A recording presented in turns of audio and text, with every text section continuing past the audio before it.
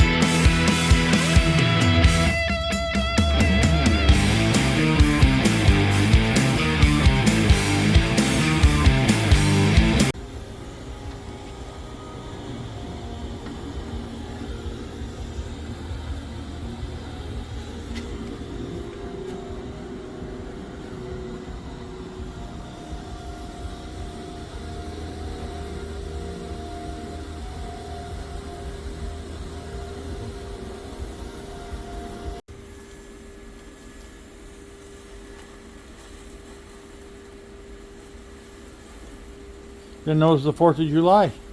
Yeah.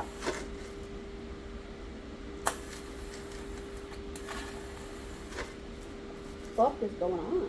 I don't know. God, this hurts so bad. Take my hood. We got everything welded in. All of that's done. Now we need to cut the braces out. Need to cut the square tubing I put in out, which I'm going to do next. And we're going to work on getting everything painted, so that way we can assemble the whole new front suspension on this. And we'll talk about some things like I went ahead and got different bolts, because everything you see and read says you should have a bolt where the shank, as you can see, and I mean this one should be a little bit longer because there's just a scotch of thread in there, but it's mostly shank. But the next size longer, it would have been all the way out here with shank and have to use a bunch of washers. So I'm trying to change the bolts out for better on that kind of stuff. Use more shank than threads, because I actually really need to redo the back of my car, which we'll try to get to here after a while. But we're going to get these braces removed and move forward. That's loose. I'll have to check that out. Probably because that's where the battery tray mounted into. Anyways, we're going to get to doing some grinding and get those out of our way.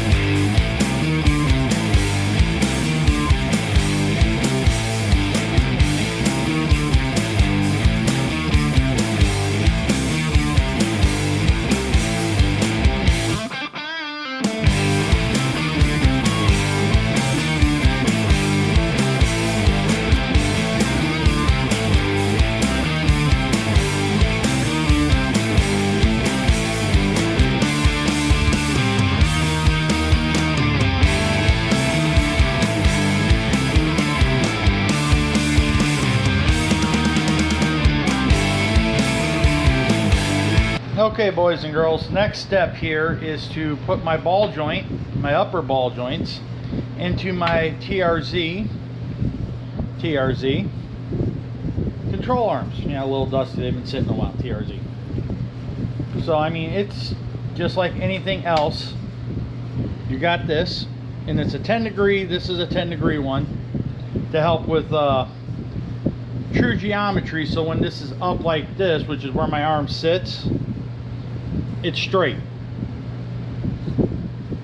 You know, straight parallel there, but now you got that where the arm normally sits. So that's why I got a 10 degree, because with everything in my car, it sits down a little ways.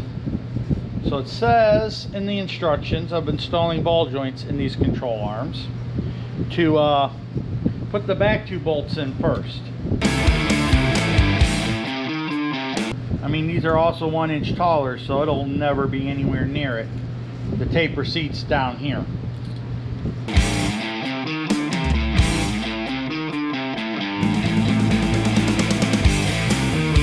It says to draw up the back ones first and draw up everything evenly.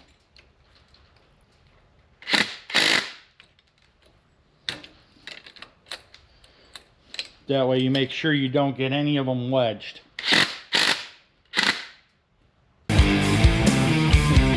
Alright, now they're all about the same. I'm going to go ahead and get a ratchet for the rest of this.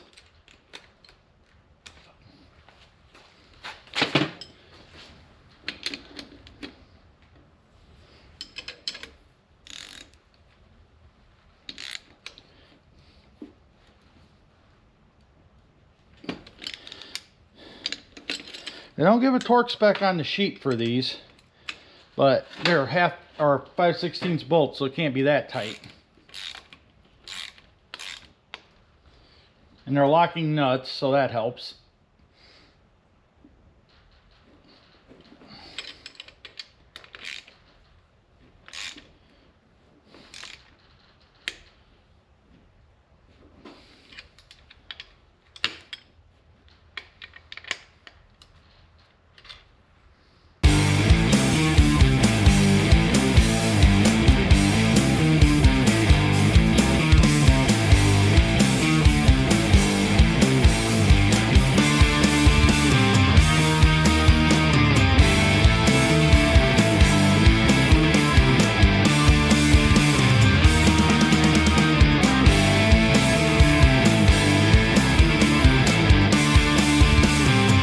Okay, that's that assembled for now, and we're going to move on to the brakes next.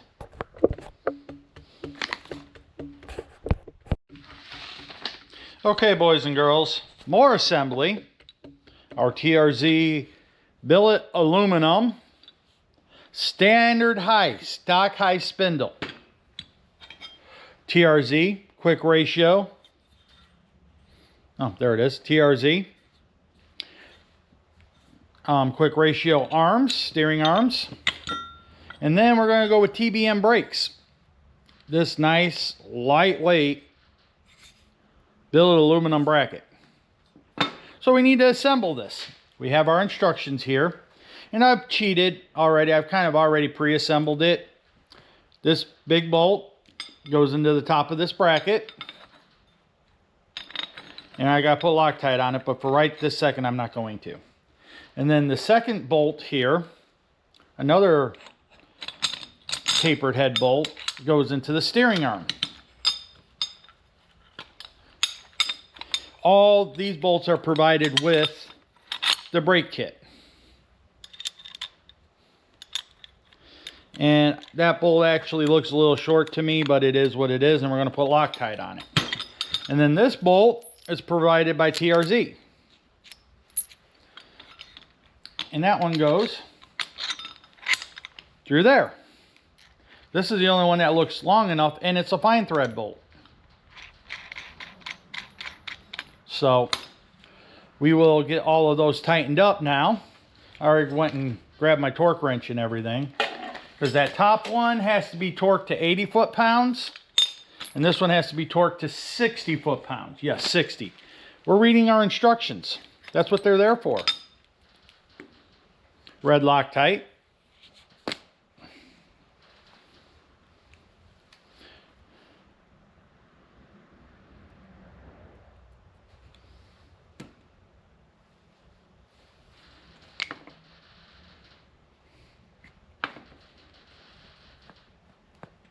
Oh, there we go. We got to open it.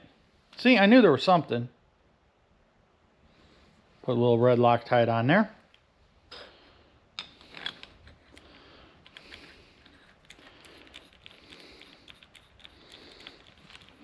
And that is in the instructions to do that.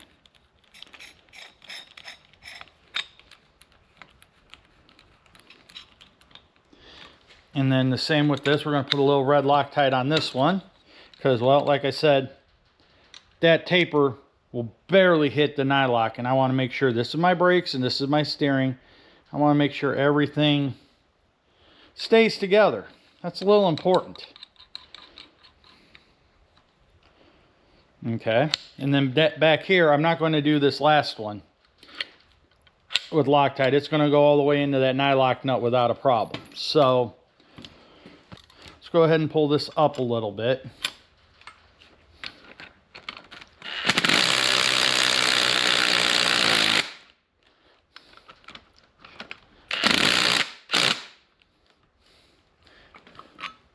And then these.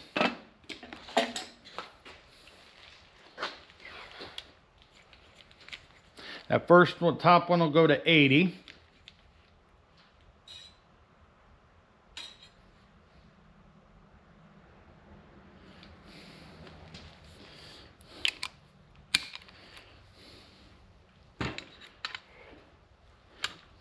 Let's see if I can do this without having to go to the vise.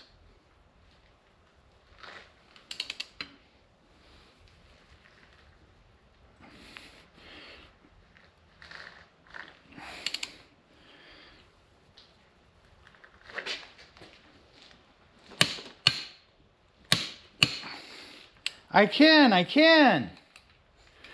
Then we'll save that one for the other side.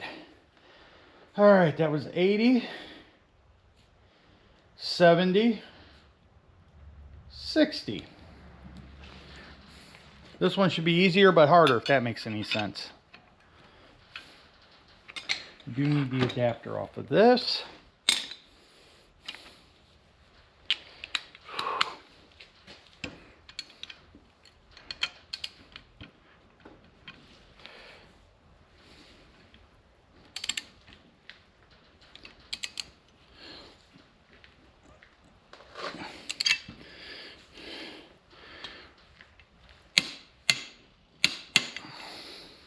And one more.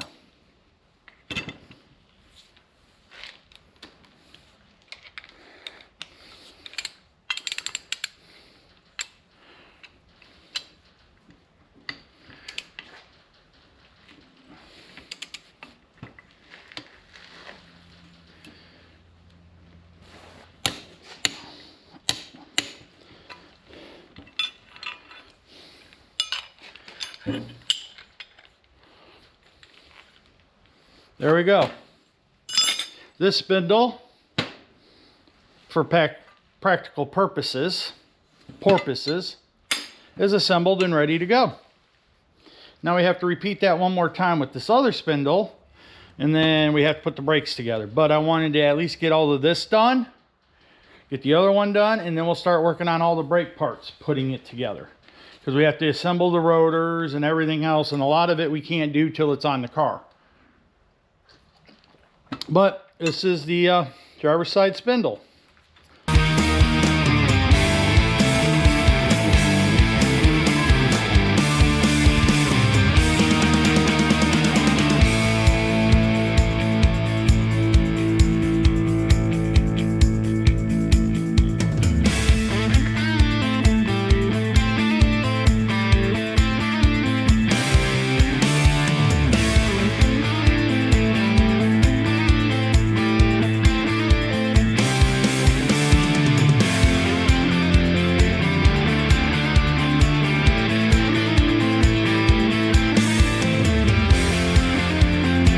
Okay, you saw me put this first one, put all the wheel studs in it. All right, so we'll go ahead and slow it down and talk about it a little bit this time. We have a second one. Wheel studs, 1/2 inch. I opted for 1/2 inch, at least I think I opted. I bought all this stuff over a year ago now and had intended to install this last winter. you see where we're at. So the TBM gives you a bunch of nice stuff, nice instructions, and tells you what they believe you should do. Their products, so I tend to kind of listen to what they believe. You guys are probably like, this giant guy is out of the talking range here. Yeah, I am. You'll get over it. Either that or, oh good, we don't have to see his face. That's probably more true. We got the wheel studs. Start them a little bit by hand here. And they are a 12 point on the back, which is a 1/2 inch socket, and somehow I don't have a shallow well 1/2 inch 12 point. I do, it's not where it belongs. Let's phrase it that way. We're gonna get all of these started.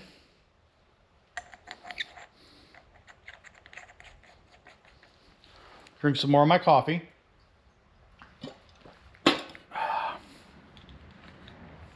Take this off of here. Put it on here. Run them about halfway down or so.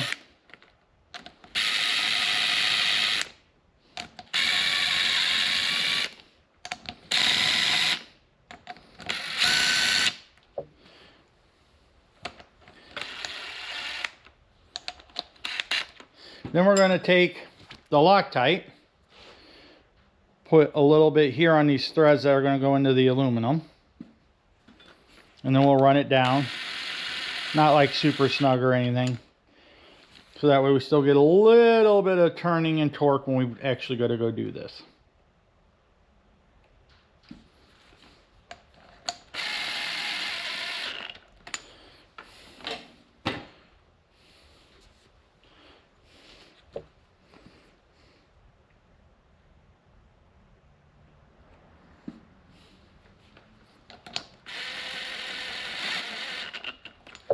I went back and forth on whether to run these or the strange Hot Boy brakes.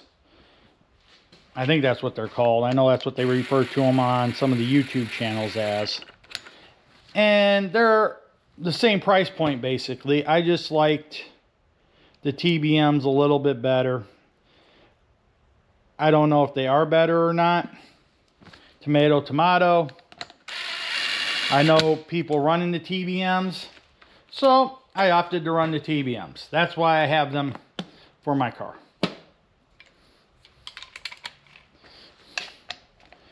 I just wanted a lightweight, low friction, because no matter what I did with my factory brakes, they would never be free. They would spin about 1/2 turn and then they would be dragging.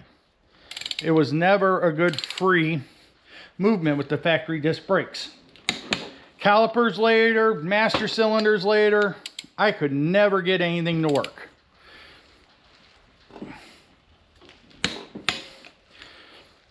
So, now we're moving up to TBMs. And that also goes along with the lightweight work we're doing to the car now.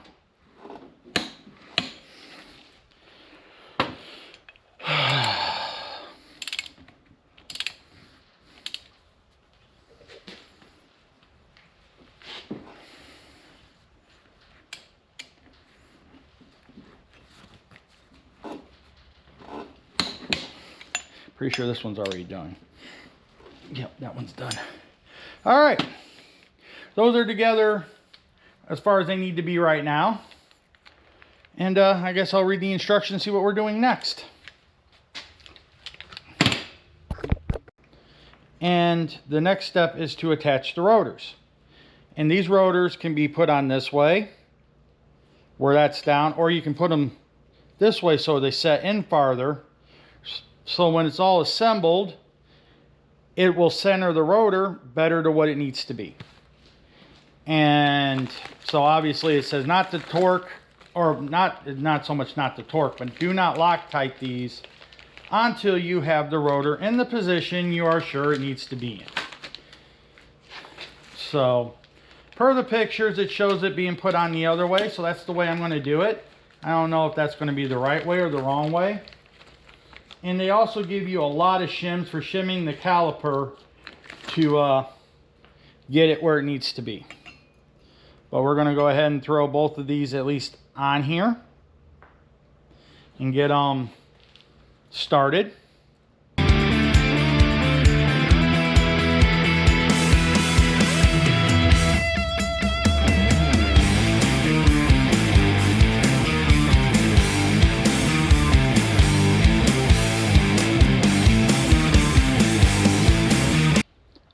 It's 18 foot-pounds. It's full torque spec with red Loctite. But until we get this figured out and centered, this is what we're going to do for now.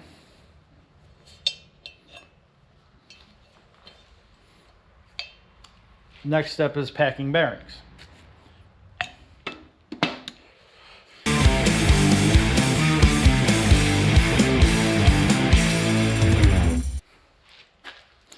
I'm honestly curious to see what these weigh all assembled with the spindles, because my old brakes, calipers, and I mean, unfortunately, I don't have fluid in these. So the other ones had fluid in them.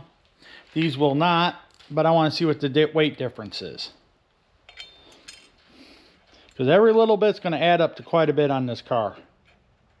But I'm also going to add some more back because we are putting a full 12 point in it and taking out the 8 point. But we're going from mild steel to chrome moly, so that will help at least some.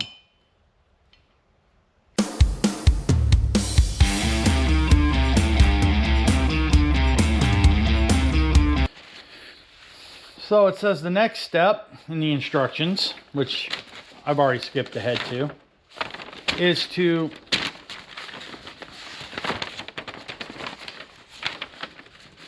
pack the rear bearing with grease and install the seal.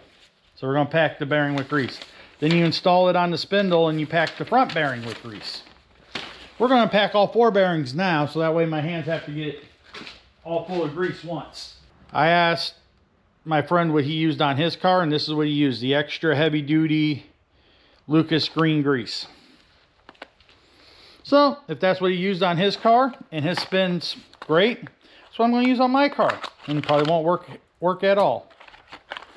My luck. Nice thing is they use over-the-counter Timken bearings. So if I need a bearing, I don't have to get a hold of them. I can just go get one.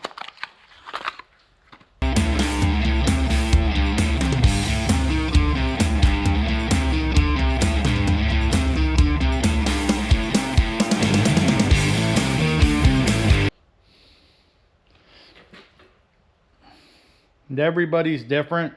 Some people love to pack a bunch of grease inside the hub. I am not that person. As long as the bearing is well lubricated, I don't like putting a bunch of grease, and we're trying to go for the least amount of drag as possible. So I can't see how packing a bunch of grease inside there is going to give me the least amount of drag.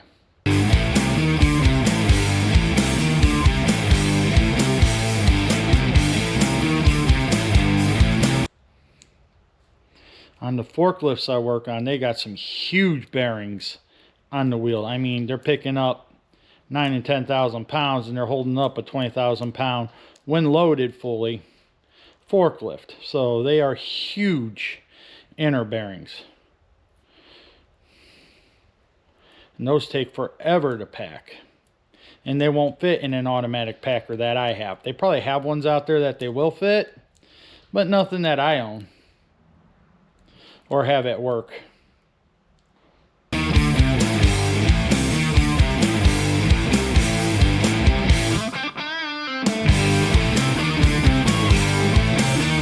So now we have our bearings in, or greased in the front and installed.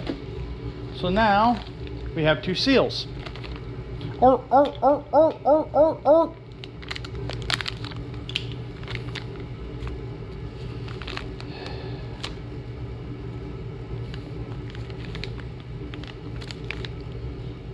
One seal, 2 seals.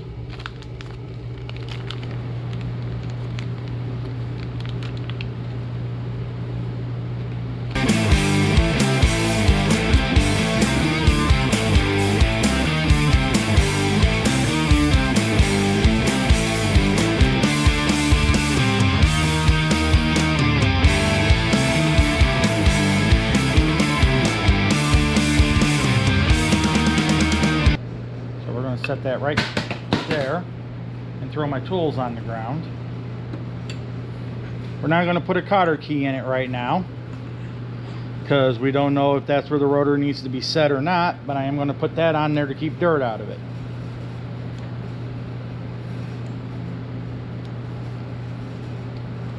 Yesterday things spiraled a little out of control on these, and I didn't video any of it because people were in and out and I was putting them together while other stuff was happening, and it is what it is. So not much video was taken, but we ended up, and I gotta take these apart one more time, but I'm not going to do it right this second. But the bracket that holds the caliper, when I went to go put the rotor on, which I did, you can see the rotor is now on it, this was not centered, and you can see that it is centered now. It was actually cocked. The top of this is nice and flush, and the spacer is nice. The bottom of the bracket, though, we had to put shims in to bring it nice and square to make this happen, because originally it was not. So we had to spend a lot of time, and then we ended up, if you're a good catch, we flipped the rotor over to make everything center up pretty damn close. So we had to do that to both of these rotors, and they are now together, ready to go. I actually have to pull the rotor back off, flip it over, flip it over, take all these bolts off. I actually could get away with not taking it off, maybe. Yeah, I actually could. So I don't have to take it back apart, but we gotta pull each screw, Loctite it, and put it back in. There's no Loctite on any of those, because they say not to Loctite so you know it goes together. I wish they would have said that with these here, but yeah, I Loctited them, took them apart, and then I had to re-Loctite them. It is what it is. That was what we went through on this to get it all done. It's done. I got to order some hoses tomorrow to the dash 4, which I believe that is, for the brake rotor, or for the brake caliper. And then we're going to get this all put together. That's my plan anyways. So we're going to start putting the control arms and stuff on, because my daughter came yesterday and we got everything welded. We got the last 2 brackets finally on. She re-welded that one, and then she welded that one on. And we're still working on getting everything painted right there. And then we'll get the rack put in too. So we're going to start working towards getting some stuff done. That's the plan anyways. See how it goes. First step,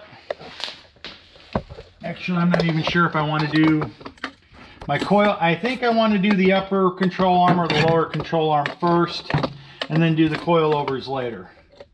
I think that's what we want to do, is put the control arms in and then do the coilover. I think that's what we want to get towards. So this is all pretty much self-explanatory. I am going to go ahead and put my music on, and you can watch me do this on time lapse. That's kind of where I'm headed with this. My thought process anyways. So enjoy the time lapse. Maybe. Maybe not. Who knows?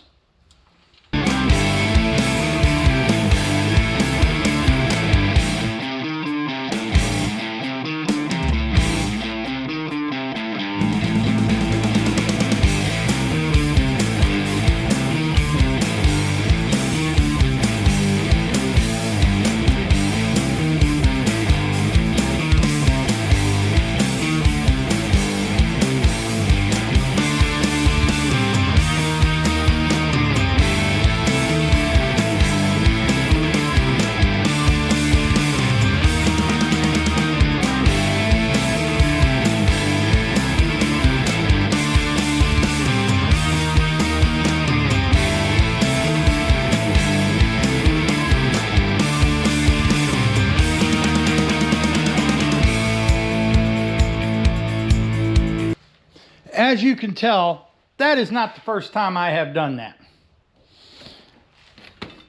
Like I was explaining earlier, that sits flush. This has to be shimmed. And there's 4 shims in there to get this to sit square, because every time I'd shim this would move. It was a whole production. It's square now, but I had that on and off probably 10 times.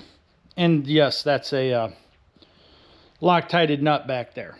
So That's why it looked, and I put the part I need out of the way instead of here. So what we are after right now is we have to, for lack of a better term, we have to Loctite all these bolts and torque them. Not lack of a better term, it's what we got to do. We have to literally take each one of these out, put Loctite on them, and I believe they have to be torqued to 18 foot-pounds, but we will check the instructions. But we are going to get these torqued and properly installed. That way we can put these rotors on and put the whole spindle assembly on the car. That is the goal right now. I want to have one side done before I go to work tomorrow. And release my subframe install video, which you guys, boys and girls, will see hopefully before, well, I know you'll see it. I hope you will see it before this one. Okay. Let's read the instructions here real quick. Torque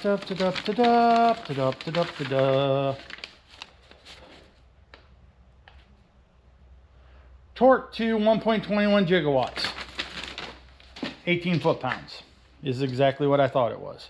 So I don't know why I took this off. Put that back on there.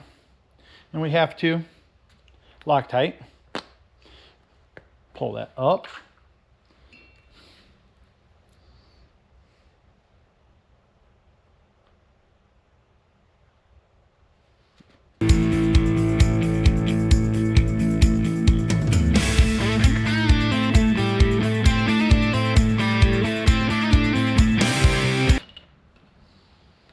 Okay.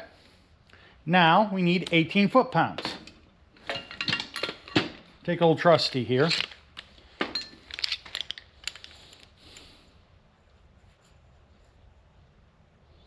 There's 0. Man, that is so much tension on that spring.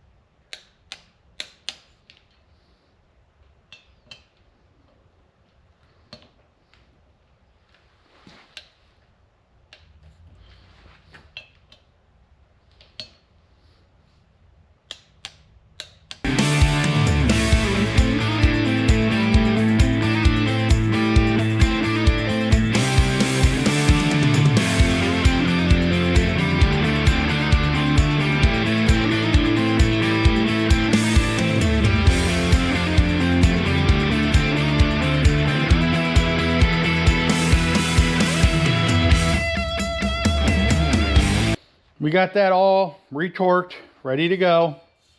We need to take this top nut or cap back off. Pull that out.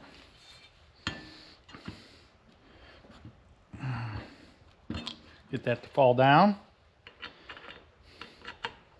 Put this back together the right way. Excuse me. Then just put it together like any other, preset the bearing, preload, and all that fun stuff. Everybody's got an opinion on that too. I do want this to be a little looser, but I want it to be safe. So, oh, that hurt. We will finish setting this on the car where it's nice and square and all that fun stuff. And you can definitely tell it's new bearings. They're nice and tight. But that will stay that way for now. We'll put the cotter pin. Like I mentioned, we will mess with that once it's on the car. So we want to put this just like this. Caliper. Where did I put the caliper? Oh, it's right here. Pull these two pads apart. Slide the high dollar rotor over.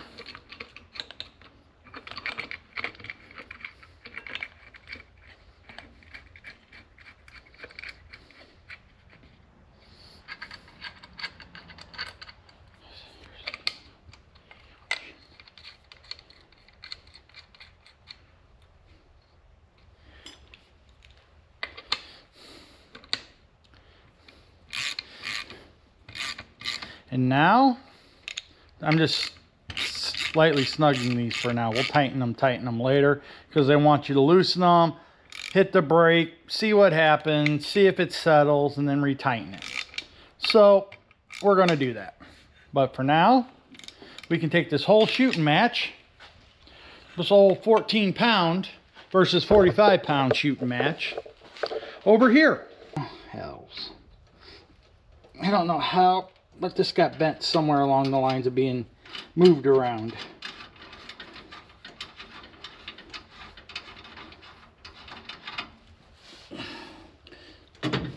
I'm acting like there's a dust shield to go around it.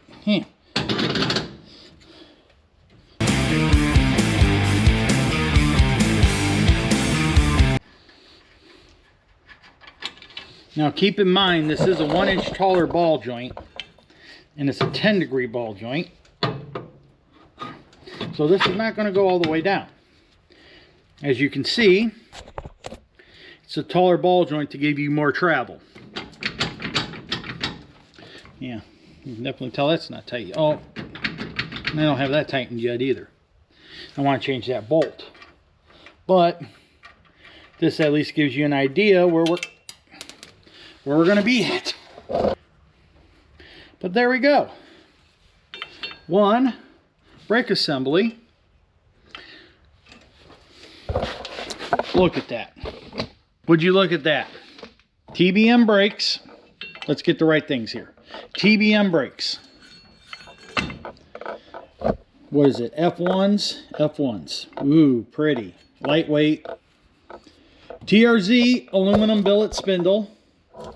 TRZ quick steer arms. TRZ lower control arm with coilover mount. TRZ upper arms with TRZ 1-inch taller 10-degree ball joints. TRZ upper coilover mounts. Viking coilovers. Yeah, it's a QA1 spring. I won't hold that against them. I'm not a fan of QA1. QA1 springs, 450-pound springs, but I'm thinking I may have overdid the spring. I may have or may not have mentioned that yet. So this here, I don't know. I haven't weighed my other control arms. I did years ago, but I don't know what they weigh now. I don't remember what that number was. I weighed my original ones, and they were actually lighter than the tubulars I had put on here.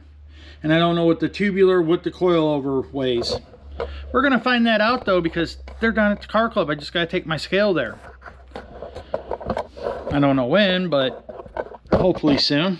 But I'm going to weigh both of these control arms, and I'm going to weigh the coilover for the other side, because, man, it's not there yet. I wanted to get one side done tonight, and now I want to put the rack in.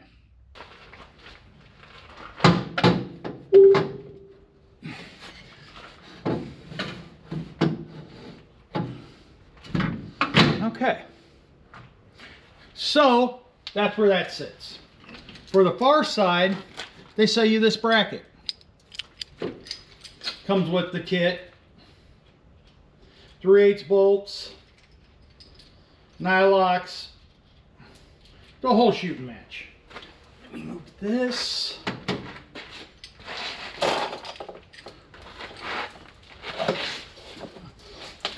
We're not going to tighten this down right this second. We're just going to kind of get all of this, because this has to go here, that has to go through there, and then that one goes through there, and then we have to get the lined up. Oh, yeah, somebody put a bunch of paint on here. I don't know who that could have been. But that lines up there. And then that kind of lines up there. So I'm a dumb butt. I should have brought my other ones down with me. I'm just going to go ahead and loosely put these on for now.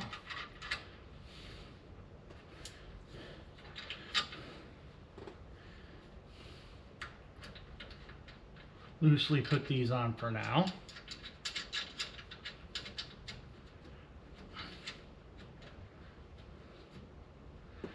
Okay. Those are at least started. And that's a little tighter than it should be, I guess, because it's not allowing it to slide. Okay. Now,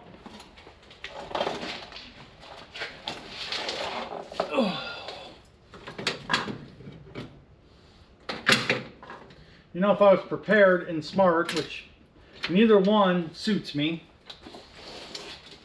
I cut these bolts down. These are 7/16. This was set up for 3/8. I drilled these holes down here out because to me the 7/16 fit a little better in the rack. And I made sure the shank was long enough that it would hold or go down all the way through and have all shank in the rack because I wanted it nice and tight. Where this rack, when it's tightened down, is not going to move at all because this is every bit of my steering right here. Well, will be. We got a lot of hurdles to overcome yet. Got to get an engine set down in here, which I think I'm going to put my dummy block in here for now. Put my mid plate, put everything back in here. See if my headers fit, because I'm not thinking they're going to back here, but you can't see that because you're pointed this way. I think my headers are going to hit this tube and we're going to have to get creative. You know, it's going to be all kinds of fun. So, why are you not wanting to go in? There we go. But see, even not tight, there's not much slop. Trying to hold the bolts down, but there's not much slop there at all. I had to put a 7/16 drill in the 3/8 hole, which isn't much, but I wanted it to be nice, solid, and square. That was my plan anyways.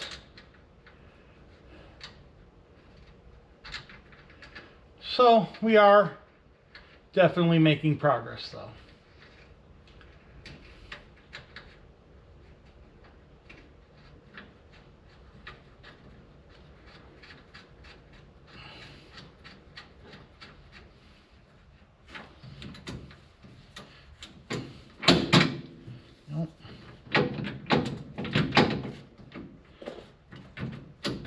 Alright, so I'm not cinching them down right this second, but that's essentially where the rack is going to live.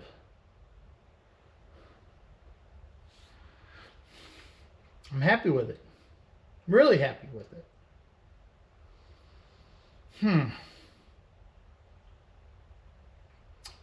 Just sitting here enjoying the view for a minute. A lot of work to get it to this point. I think I've shown this before. TRZ. Yeah, more TRZ stuff. Bump steer kit. This probably weighs a whole 5 pounds.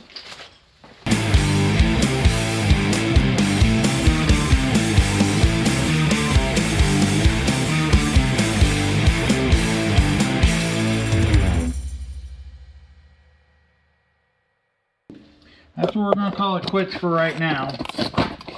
We would got to tighten up a bunch of stuff. But the bump steer kit is on this side. This side is complete. The other side I'll just knock together. But this side is complete. It's got to be tightened up, but it's getting there. Finally getting there. The alignment shop will straighten all of that out. I have no doubt. As you boys and girls saw, we got the brakes installed on the one side. We got the control arms and everything else done. And this video was long enough, so we are going to go ahead and drop it there.